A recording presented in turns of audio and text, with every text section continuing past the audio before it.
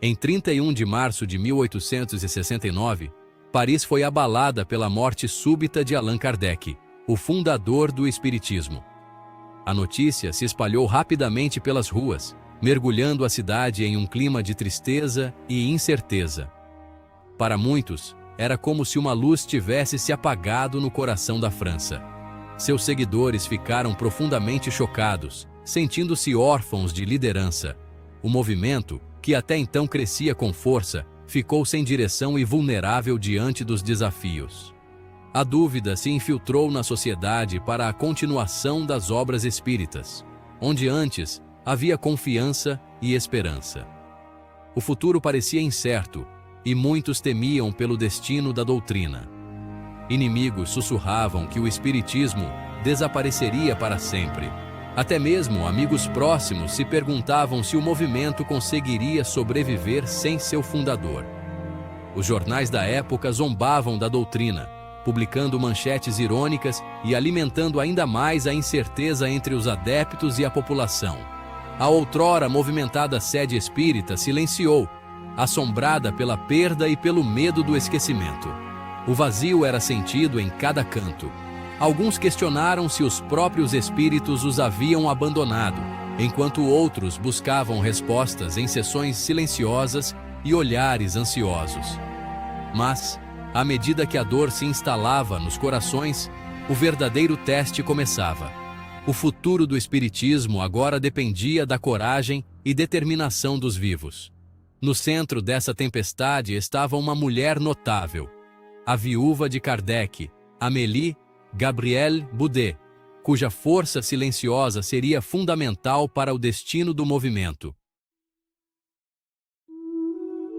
A dor de Amélie era profunda, uma tristeza silenciosa que preenchia cada canto de sua casa e de seu coração. A perda de Allan Kardec não era apenas pessoal. Era também uma ameaça ao futuro de tudo o que haviam construído juntos. Mas ela se recusou a deixar o movimento morrer. Determinada, Amélie reuniu forças para enfrentar o luto e a responsabilidade que agora recaía sobre seus ombros. A professora resoluta, há muito parceira de Kardec, agora enfrentava o desafio de liderar o espiritismo em um momento de incerteza. Sua experiência como educadora e sua inteligência sensível tornaram-se suas maiores aliadas. Muitos duvidavam dela. Alguns porque era mulher, outros porque a doutrina parecia condenada sem seu fundador. O ambiente era de desconfiança e tensão. Amélie agiu decisivamente, convocando a sociedade e declarando que a obra continuaria, independentemente das adversidades. Sua voz firme inspirou confiança nos seguidores.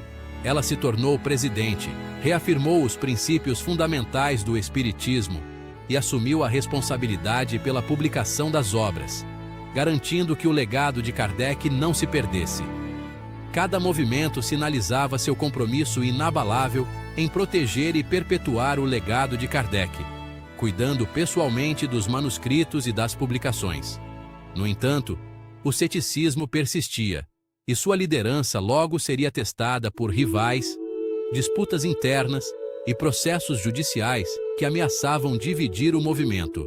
A pergunta permanecia: poderia o espiritismo perdurar sem seu mestre? Ou sucumbiria às pressões do tempo e das dúvidas que pairavam sobre Paris? Com a partida de Kardec, as finanças tornaram-se urgentes. Amélie assumiu o controle, auditando contas e tomando decisões difíceis.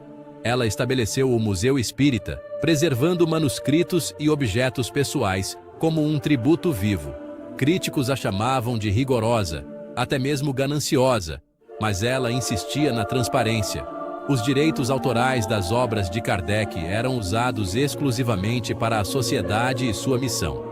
Relatórios detalhados tranquilizavam os seguidores sobre sua integridade. Através da disciplina, Amélie manteve o caos sob controle. O movimento tornou-se ordenado e honesto, mas as dúvidas persistiam. Será que as regras poderiam substituir a inspiração? Será que a ordem era suficiente para sustentar a fé? Após a morte de Kardec, muitos esperavam um sinal do mundo espiritual. Médiuns aguardavam, Amélie esperava, mas apenas o silêncio se seguiu. Nenhuma sessão trouxe uma mensagem de Kardec, nenhum consolo veio do além. Críticos chamaram isso de prova de fraude, enquanto os crentes lutavam para explicar o silêncio. Kardec estava proibido de falar? Ou a sociedade era indigna? Amélie lembrou aos seguidores. O espiritismo era sobre fé raciocinada, não milagres. No entanto, o silêncio projetou uma sombra, aprofundando a incerteza. Sem a voz do mestre, alguns se perguntaram se estavam realmente sozinhos. Amélie decidiu que Kardec merecia um memorial duradouro. Ela organizou a transferência de seus restos mortais para o cemitério Père Lachaise, superando obstáculos e arrecadando fundos. O mausoléu, em forma de dolmen, simbolizava resistência e esperança. No dia do reenterro, seguidores se reuniram em silêncio solene. O monumento serviu como prova de que o espiritismo tinha raízes profundas. No entanto, a pedra poderia preservar um espírito ou apenas marcar a luta entre fé e dúvida. O mausoléu tornou-se um farol e um desafio. O futuro do espiritismo não seria medido em pedra, mas em convicção.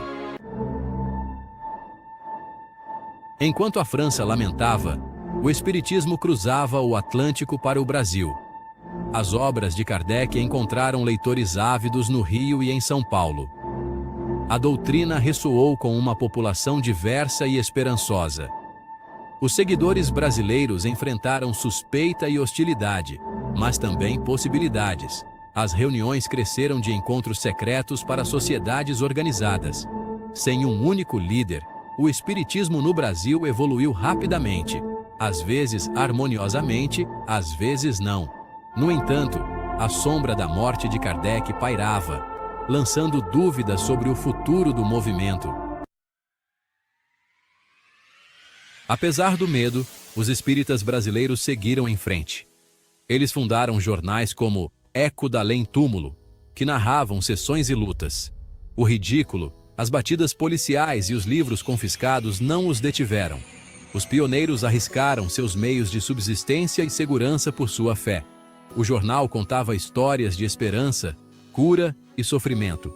Surgiram facções e controvérsias, com debates sobre doutrina e novas revelações. O movimento cresceu, mas sempre sob a sombra da perda e da divisão.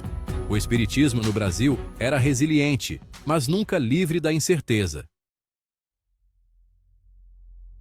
No Brasil, o espiritismo encontrou nova vida através de Chico Xavier.